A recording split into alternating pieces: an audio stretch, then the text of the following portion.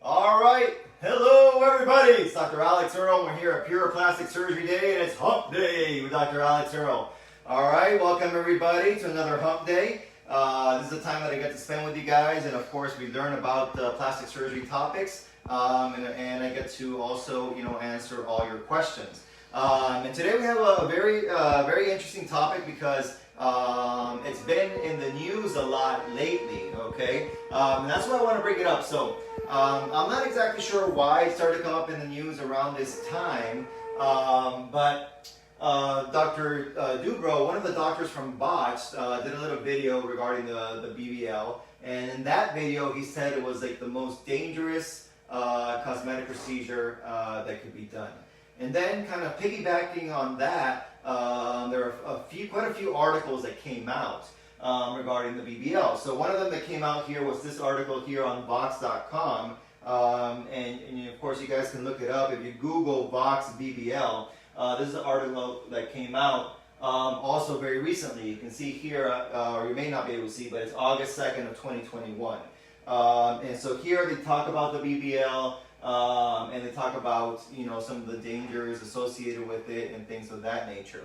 And then shortly thereafter, there was another article from the New York Times. So we can see here, New York Times, Brazilian butt lifts surge despite risks, okay? And here they're claiming that the procedure has the highest mortality rates of any cosmetic surgery. This is what they're claiming, and this is an article that also came out. I'm not sure if you can see here, I can try to blow it up for you, but it came out August 19, 2021, okay? So all of a sudden we have, once again, all this interest in the BBL, and all these articles that are coming out making statements such as, it's the riskiest procedure out there, and then they're going into, all these reasons why it's risky and horror stories and things like that. And the reason why I want to kind of talk about this today is because a lot of the data that they are using is actually outdated. So, me and our marketing team, we actually reached out to the New York Times and Vox and Dr. Dubrow and all these people to see if, they wanted to have actually a more objective, opinion or on what's going on with BBL, because their data is actually outdated. And so the spin that they're putting on these articles is actually not correct based on current data. So what I want to do for you guys is actually talk about how all this came about, talk about kind of the data from 2017, talk about some of the changes that happened after that data and that are being implemented today, and how that has changed things, so that you guys can have the real information, okay, and not just information based on the media there, which is honestly is just incorrect. Okay, so with that, we're going to go, this is going to be an article that I'm going to talk about regarding actual data from a medical journal done by surgeons, okay? So this is real data, it's not media stuff that's out in the New York Times or Vox or on the TV or anything else, okay? But before we get into that, we can turn the cameras just a little bit to our full tech board. We're going to talk about all this a little bit, okay? So BBL has been done for a while. Actually, probably the first person to have coined the procedure is Dr. Ivo Pitangui, who's one of the masters of plastic surgery. He's a Brazilian plastic surgeon, truly a master. He actually kind of created or invented or pioneered several procedures, and one of the ones that he pioneered was basically the fat transfer to the buttock. And since he is from Brazil, it then became known as the Brazilian butt lift. Okay, it's a little bit of a misnomer because it's not an actual lift. It could have been known as like the Brazilian butt fat transfer. That probably would have been a better name. But regardless, that's the name that they came up with, and they shortened it to the BBL. That's what everybody knows here today as the BBL. He created or pioneered this procedure back in 1962. 1962, so a long time ago.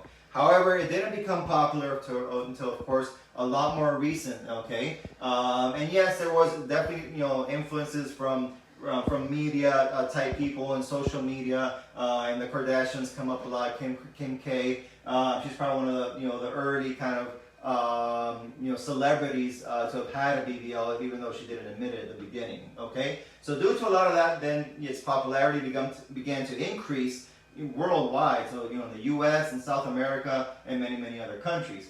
Okay, and at that time, before and up to 2017, it was actually encouraged to place fat into and underneath the gluteal muscles. Okay, so let's talk. I'm going to kind of make a little drawing here. This is kind of like a buttock on its side. Okay, all right, and so in pink, this is going to be the muscle here. Okay, and then I don't have yellow, but this is going to be the fat. Okay, all right, and then deep to this muscle is where you have those big vessels. Okay, so at that time and before 2017, it was actually encouraged to place the fat into or beneath the muscle, and the reasoning for that at that time was that you would have greater fat survival and that you would be able to place more fat in one surgical setting. Okay, and that's how we started to have these like truly extremely dramatic results and these quote-unquote vixen looks in one round, where you get like the tiny waist and a huge change and huge projection in the buttock in one round. Okay, and that's why people were doing it, because you can place more volume and you had greater fat survival, because the blood supply to the muscle is much better to the blood supply to the fat. Okay, but then what started happening? So you have these very large vessels underneath there called the inferior and superior gluteal vessels. Okay, and when you're placing the cannula into these areas, the vessels are getting injured. And when that vessel got injured, fat would get into the vessel, and from there it would travel straight to the lung. That's called a fat embolism, and a massive fat embolism would lead to pretty much instant death. Okay?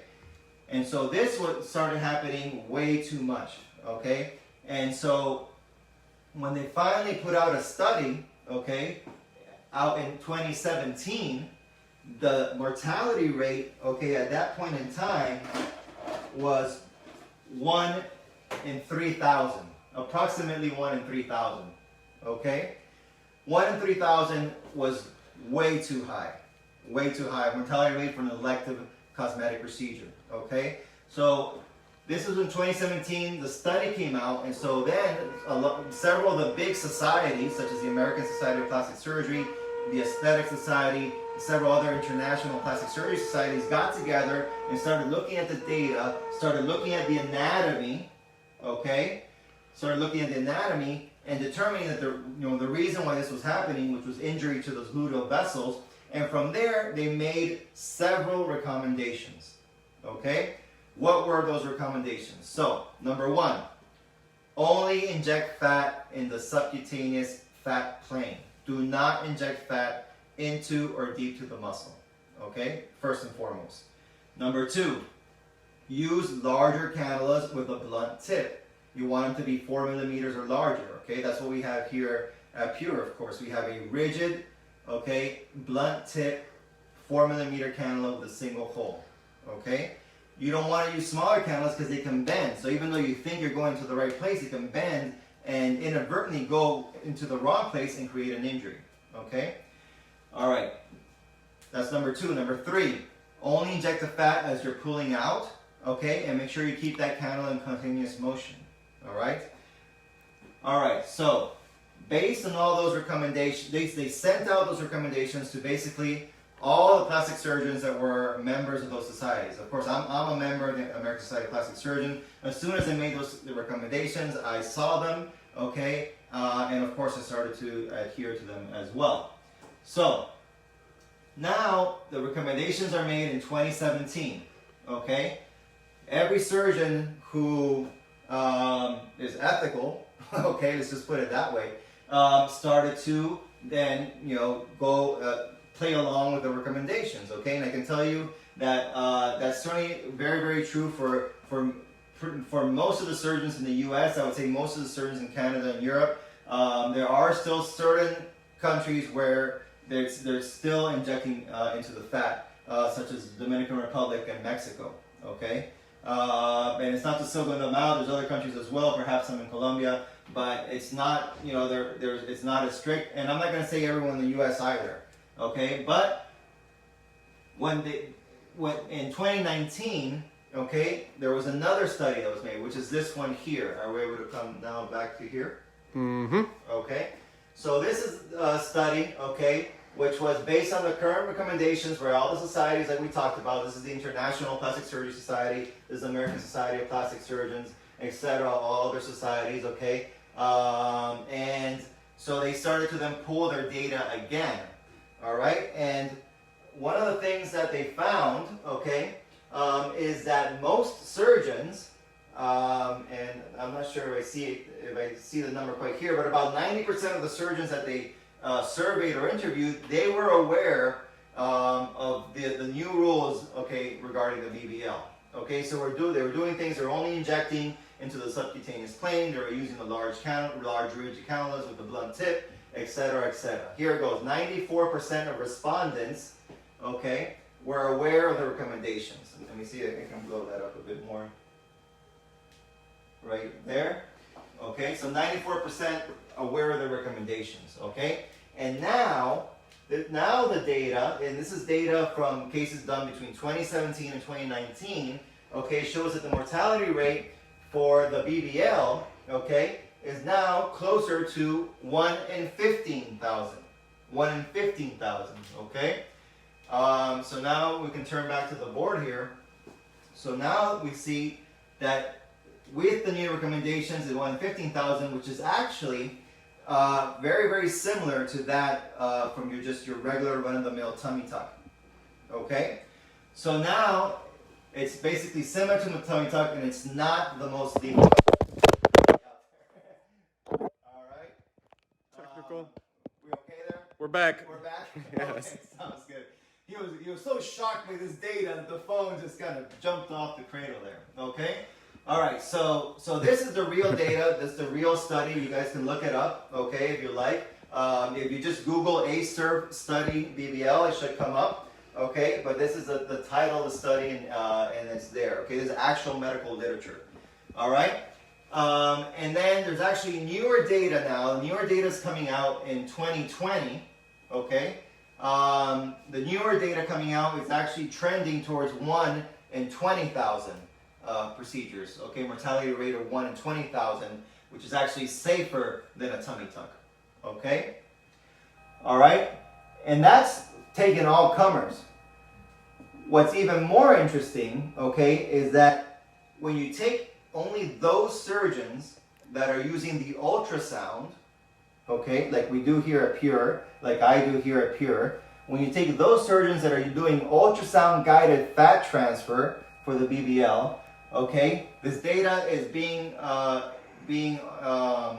collected now, and hopefully published within a year or so. When you take those surgeons, okay, then it's trending to even safer, between 1 in 25,000 to 1 in 50,000.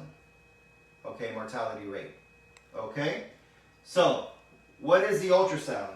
All right, I've talked about it here before. A lot of you guys know some of it, but I just want to reiterate it here for some of our new viewers. Okay, so if I have the buttock, okay, this is my very crude and rudimentary drawing of a buttock. Okay, there's a certain area that we call the danger zone. Okay, so it's to approximately between 8 to 12 centimeters from midline this way, 8 to 12 centimeters this way. Okay, that's the danger zone. Technically it's about 8 centimeters, but I like to add the extra 4 centimeters for what I like to call my buffer zone.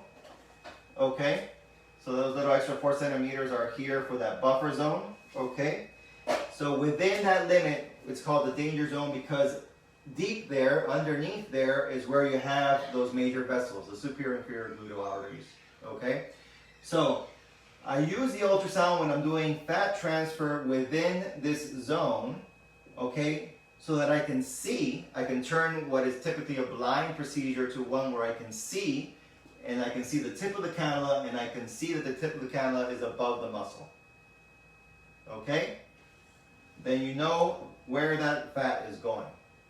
Now, once you come out more lateral, okay, once you're coming out here, that's safe. That's a safe zone. I don't use the ultrasound there because there are no major vessels there, okay? The risk of fat embolism is extremely small, okay? And that's where you go to like pop out hips and make hips and stuff like that. Okay, this is where you typically go for more projection. This is where you typically go to rounding out the hips, creating that upside down heart shape. Okay, so ultrasound is done here.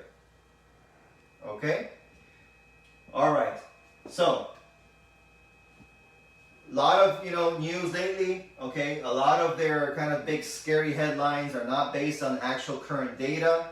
Okay, actual current data is from this study and newer studies. Okay. So based on those studies, the mortality rate for BBL is approximately 1 in 20,000 in today, 2021, okay? New data is about to come out, and as soon as that data is actually published, of course I'm going to be letting all of you know, okay? This is data that's being pulled together from a lot of the members of what's called the World Association of Gluteal Surgeons, which of course I'm a part of, okay? And I'm contributing to this data as well, okay? Now, that's that's great, right? All of this I'm saying is great, but guess what? Guess who are the surgeons that are in these studies? Board certified plastic surgeons. Okay? So this study, in order to be a member of these societies, you have to be a board certified or board eligible plastic surgeon, which means you went into formal plastic surgery training. Okay? And that is incredibly important, okay? Because when you want to have plastic surgery, you should go to a board certified or board eligible plastic surgeon, right? You're not going to go to a dermatologist to have your open heart surgery, right? So why would you go to a dermatologist or a gynecologist to do your plastic surgery and do your BBL, which we know that if it's not done correctly has a higher mortality rate? Why would you do that? Okay, don't do that. All right, so that brings us then to, in order to for these numbers to be accurate, you have to go to someone that, of course, where safety is their number one priority. Okay? Do you think they were ever create a law where everyone has to use the ultrasound like you do? They're probably not going to create a law like that. Okay, it's going to be very, very tough for a law to be created in that sense. But so because it's just going to be very, very difficult to try to get something like that passed, okay? But honestly, there are many barriers to entry. That's what someone can claim there is a barrier to entry, like they can't afford the ultrasound, they can't afford the training. These ultrasound machines are very small these days. If you guys have seen the one I use, it's portable, I can hold it in one hand. And they're not that expensive. Back in the day, when an ultrasound machine was $100,000, then yes, you could argue that point, okay? But today they're in like the $5,000 to perhaps $10,000 range, and a plastic surgeon should be able to afford that. And then also the other part is the portability, right? Is it portable? Is it easy to use? So right now they're small, they're portable, they use Wi-Fi. We can project the image, and then the companies and the societies offer courses for ultrasound for us to get the training that is necessary to be able to use it as well. Okay? So, in order to get to these numbers, okay, I highly recommend that you go to either board certified or board eligible plastic surgeon. What does that mean? That they did formal training in a plastic surgery residency and or fellowship. Okay? I recommend, if you want to go the extra mile, just for someone that uses the ultrasound, okay? You always want to check, of course, in your surgeon's experience, and you want to check on their OR certification, okay? So, for example, here at Pure, we're certified by JCO, okay? That is the highest level of safety certification that an office-based surgery setting can have, okay? That means that we not only talk the talk, but we walk the walk. We did the extra mile, we did our survey, we passed, and we're JCO certified, okay? And you also, you want to go to a place where the surgeon is not being overworked, okay? As you know, here at Pure, I limit myself to about 5 cases per day. Of course, we have the demand to do, twice that. But that's what I know what my limit is. That's what I know that I can do that. I can do that comfortably. Okay, and I'm not, too tired or anything like that at the end of the day. Okay, so I place that limit. Okay, you don't want to go to a place where a single surgeon is doing, 15 or something, plus cases a day. Okay. Because you know that they're just not going to be fresh. You cannot possibly be fresh on case number 15 like you were with case number 1. Okay, so that's kind of a new motto. Don't be number 15. Okay, you don't want to be that. You don't want to put yourself in that situation. Okay, because even a board certified great surgeon is not going to be fresh if at case number 15. Okay. So I think it's important. That's something very, very important there as well. Besides your booty scanner or the ultrasound, is there any other safe ways to make this surgery even safer, or anything coming soon? Well, so the ultrasound is kind of the additional step, but the way to make it safer is to follow all the guidelines that we were given to us by the societies, which are the ones that I mentioned. So yes, you want to stay above the muscle. You want to use the rigid, larger diameter cannula, So blunt tip, single hole, rigid 4 millimeter or higher cannula. You want to be inserting the fat in a retrograde fashion, and you want to always keep that cannula kind of in continuous motion as well. So you want to be following all of that, and of course, experience is important, right? Experience and training, and knowing kind of where you are within those planes at all times. What makes you board certified? That's a great question. Because I mentioned board certified and board eligible. All right, and some of you may be thinking, well, what's the difference, and why are both of those okay? That's all right. So the key thing here too. So because in many states, including Florida, you can market yourself and say you're board certified. Okay, but the key is board certified in what, right?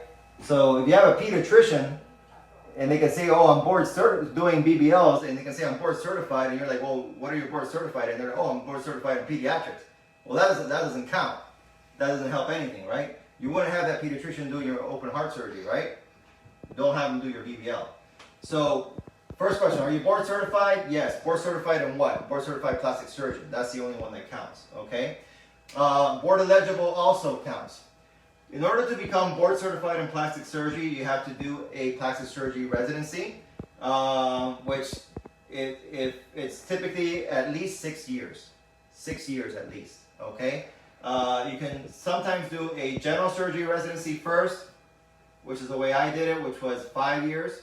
And then you do the three additional years of plastic surgery, okay? And that way you become double board certified, but one of the board certifications is in general surgery and the other one's in plastic surgery.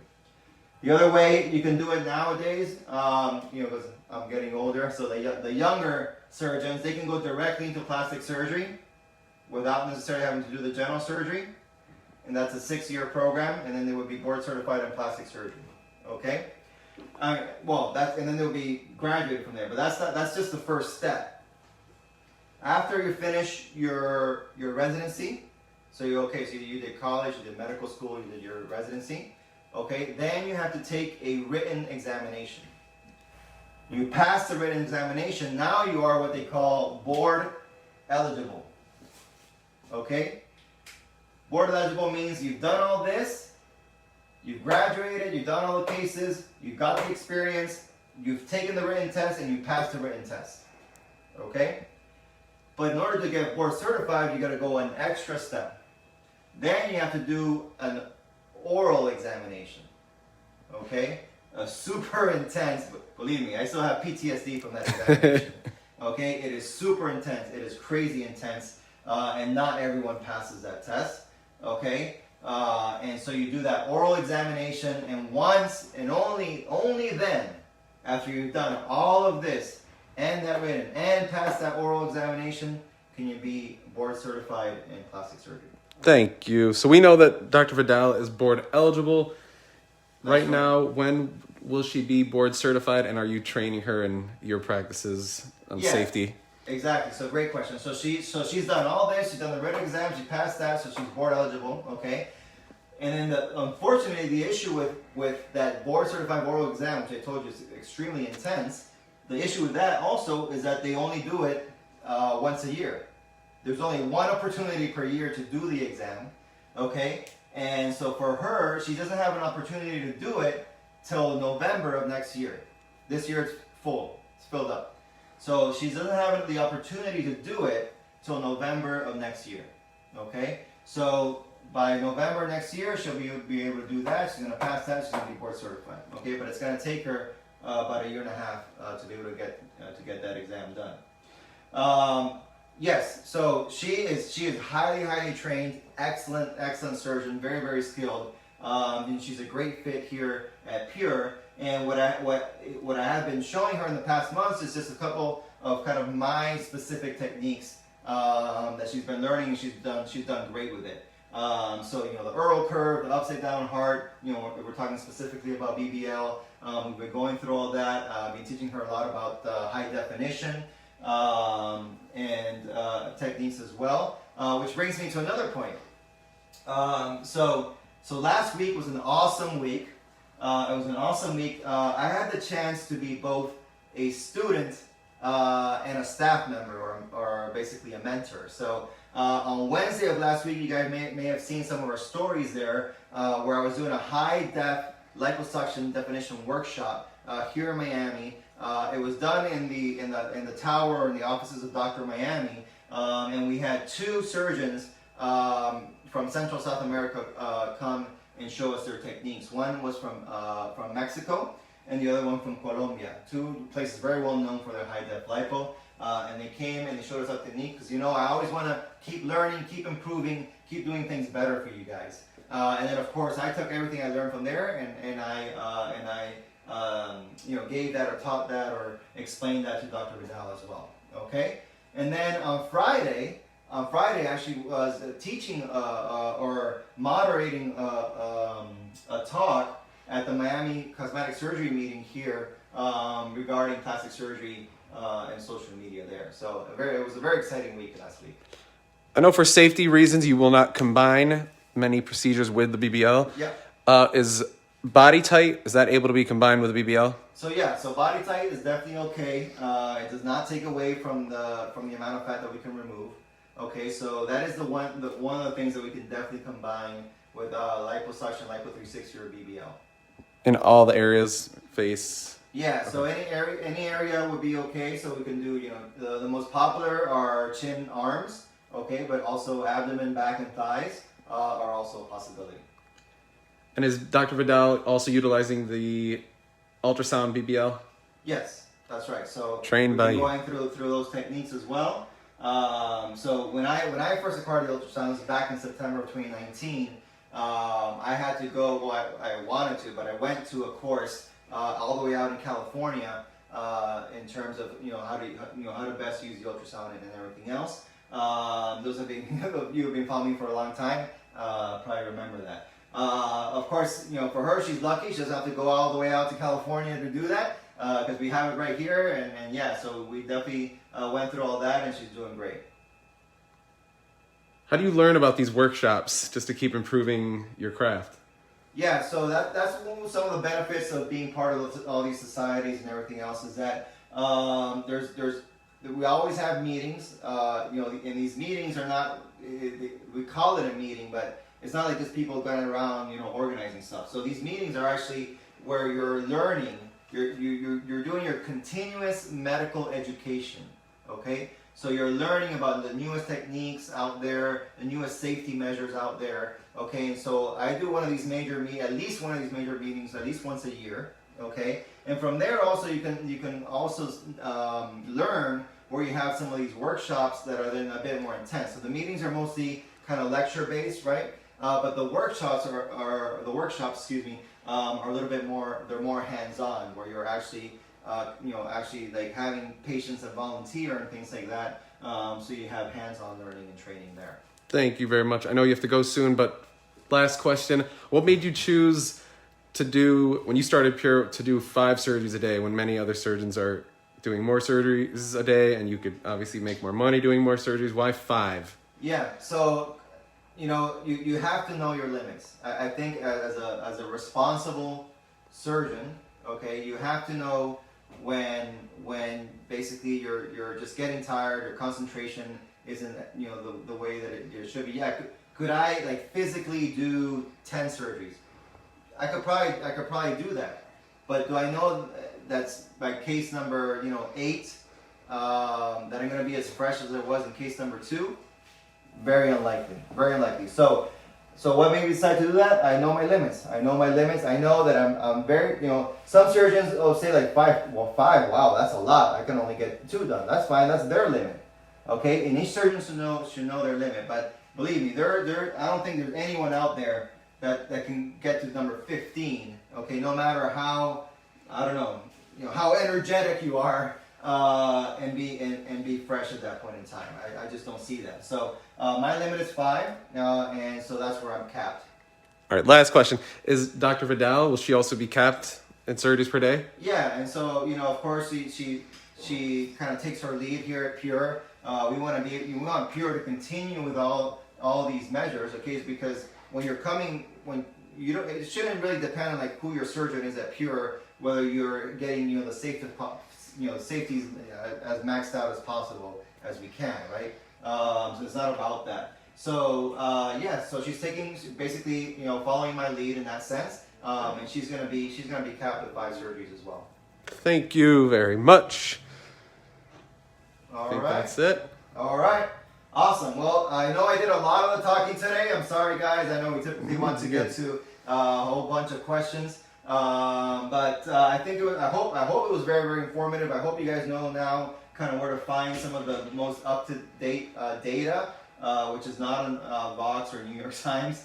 Okay, but this is the real data right here, and we look forward to seeing everyone next week on Hump Day with Dr. Alex Hurl. And just a couple of quick announcements, okay? Don't forget also on Tuesday, we got Tuesday tips with Dr. Vidal. She's probably going to be talking about a little bit different subjects. So yesterday, she talked about labioplasty, which is excellent. I personally don't do labioplasty. So you get completely different kind of talks there, some more information, which is awesome. And also, don't forget that Dr. Vidal's introductory specials, okay, are only up until Labor Day, which is Monday. We may do Tuesday because Monday's a holiday, give you guys perhaps the extra day, but that's it, okay? So all the specials are gonna end, okay, after Labor Day, and then prices will be going up. Prices will be going up for both myself and Dr. Vidal, okay? So if you guys want the best deal, basically at Pure ever, okay, or the best deal, actually, I would say one of the best deals in plastic surgery right now, because you're getting an excellent deal at Pure with all our Pure staff, with all our measures, with everything in place. Okay, now is the time to do it. Okay, but you only got to Labor Day for that. Okay, everybody? All right. I look forward to seeing all of you next Wednesday on Hump Day with Dr. Alex Hurl. Ciao.